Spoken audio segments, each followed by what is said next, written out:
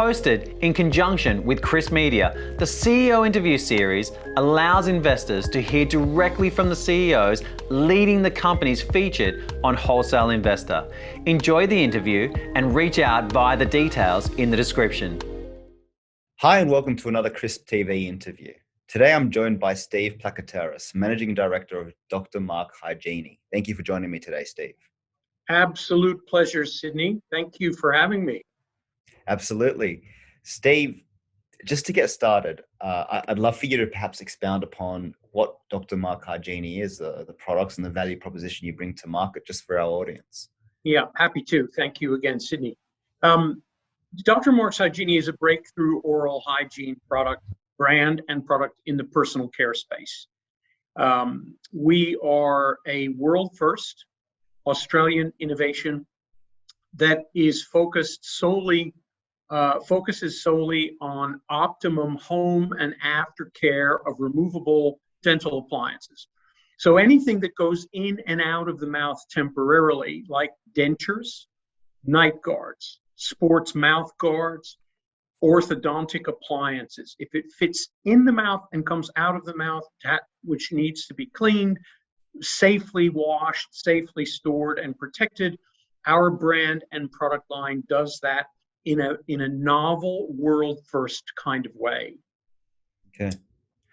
Steve, can I ask you, what was the motivation behind working on a solution to this problem? What did the founding team see in the market as a consistent problem that, I guess, motivated them to work on this suite of products? In a nutshell, oral disease. Mm-hmm. In a nutshell, oral disease. We believe that optimum well-being, and we're not the only people on the planet that believe this, optimum well-being starts in the mouth. Mm-hmm. And good oral hygiene, good oral care begets good oral hygiene. Good oral hygiene prevents the onset of oral disease. Mm-hmm. Oral disease, and there is mountains of evidence for this around the world. Oral disease is inextricably linked to serious maladies, health maladies such as diabetes, cardiovascular issues, respiratory system issues, disease of the mouth, lungs, throat, cancers to some degree, all of which are inextricably linked to oral disease. Mm-hmm. Oral disease caused again by poor oral hygiene or oral health. In very many ways, that is linked back to the care of removable dental appliances. So for example, in an aged care setting where a vast percentage of aged care residents would wear a full or partial denture, those dentures, if not cleaned regularly, cleaned properly, stored safely, are breeding grounds for bacteria and germs that ultimately cause poor oral health, beget oral disease, and then continue to serve those more serious maladies that I talked about. So in a nutshell, it's disease. It's disease prevention is what drove us to this. And given the millions upon millions of oral appliance wearers around the world, it is well known to us in the professions that they're simply not cared for well enough after they're issued by dental professionals. And we want to change that.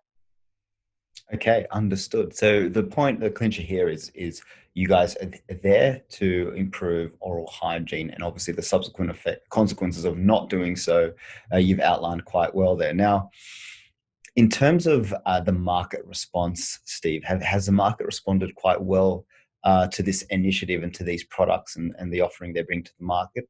And I guess if so, how have you validated these markets today? Which markets have you validated today? To date would be a better question.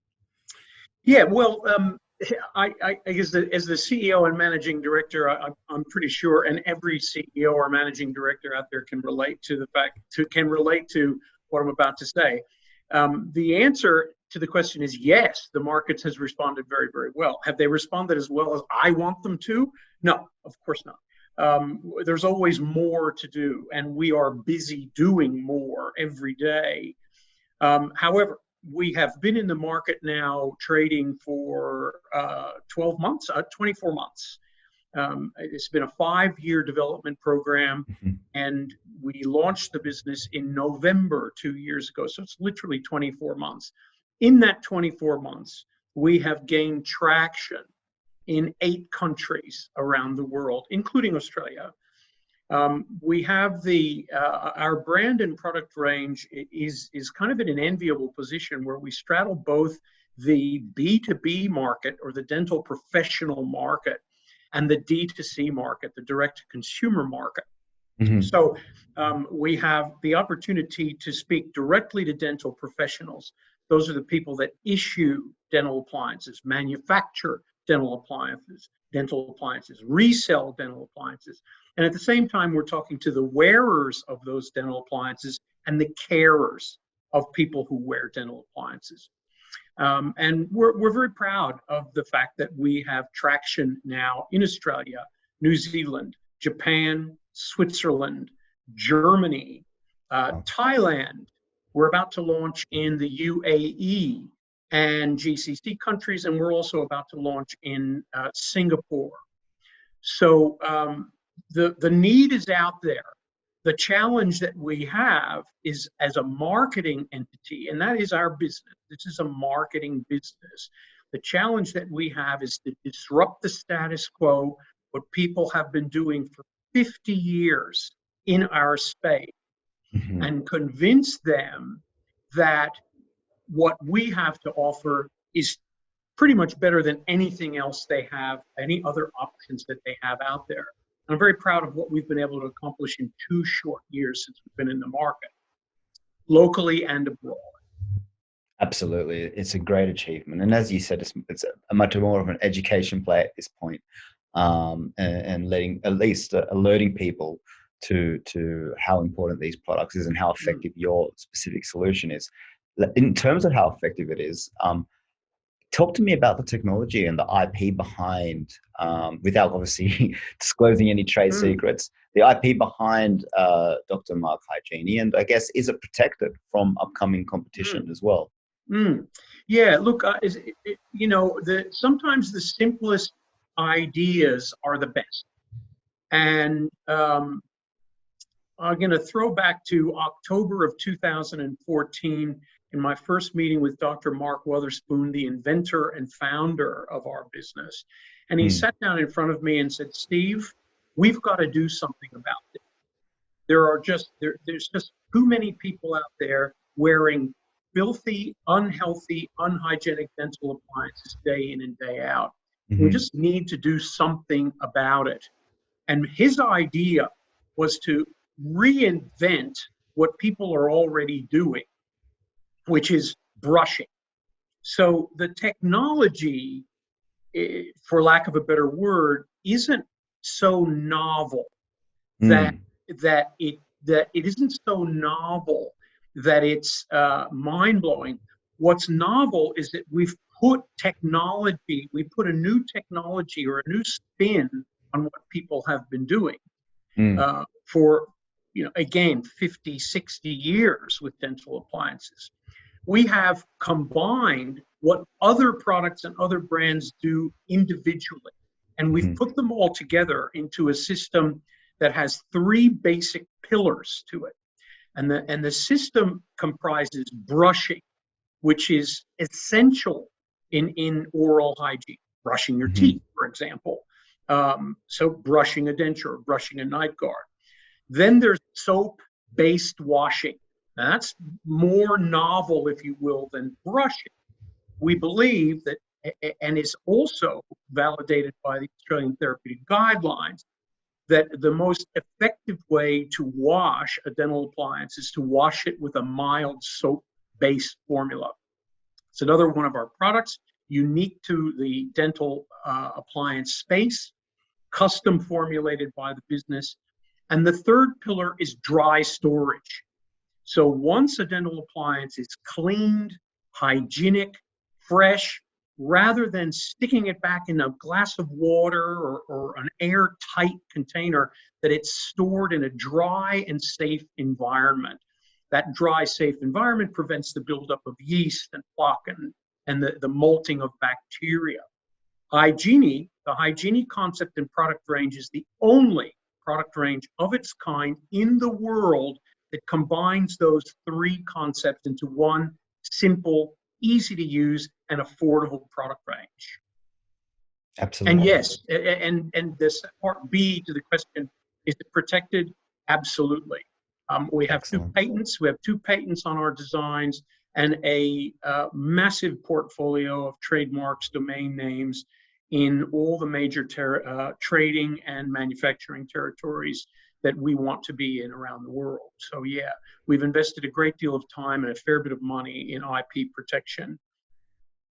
So Steve, you validated the product market fit, and the market has reacted, and it's also protected technology that, you know, obviously now there's no holding back, there's no fear to go to the broader market. Now, talk to me about the team behind the business. You know, if we're going to discuss the fundamentals of the venture here, the team behind the business and the skills and experience they bring to the table as you do grow both locally and internationally.